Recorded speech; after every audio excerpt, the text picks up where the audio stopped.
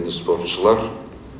Сіздерді Астана қаласындағы өткен грек-рим және еркін күрестен Қазақстан Республикасының чемпионатындағы жоғарғы жетістіктерімізбен шын жүректен құттықтауға рұқсат етіңіздер.